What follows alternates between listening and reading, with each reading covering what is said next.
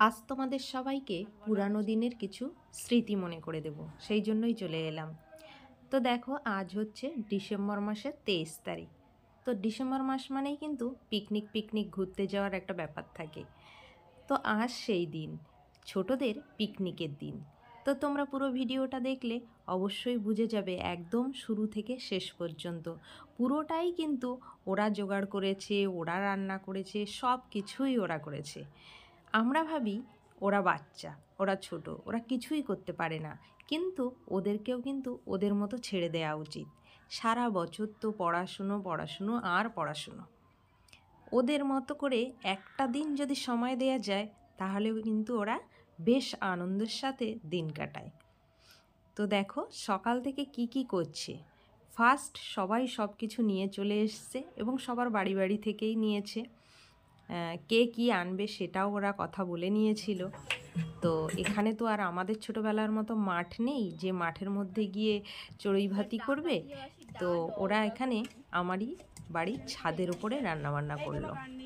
আগুনের ভয় সবাই পায়, তাই জন্য ওদেরকে গ্যাস দিলাম না, দিলাম ইন্ডাকশান। ওরাই কিন্তু রান্না করেছে এবং কত সুন্দর খাবার করেছে, তোমরাই দেখে নাও।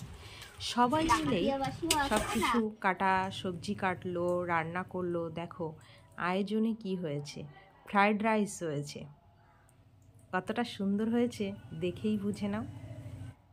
আর করেছে কষা মাংস।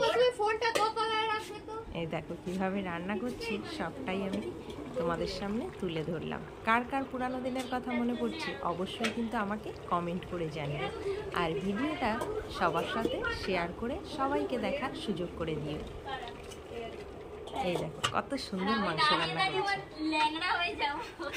তো সবাই এখন কাজ নিয়ে নিজ নিজ কাজে ব্যস্ত, মানে কাটাকুটা হয়ে গেছে, ক্লান্ত হয়ে বসে গল্প করছে আর খুব মজায় গানও শুনছিল, কিন্তু গানটা আমি দিতে পারলাম না।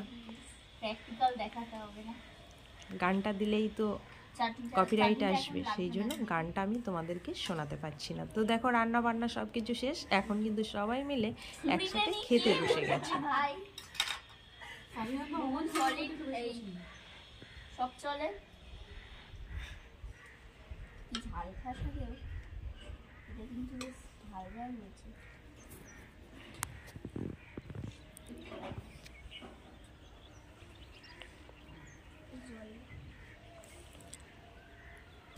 এই আলুর বাচ্চা পড়ছেরা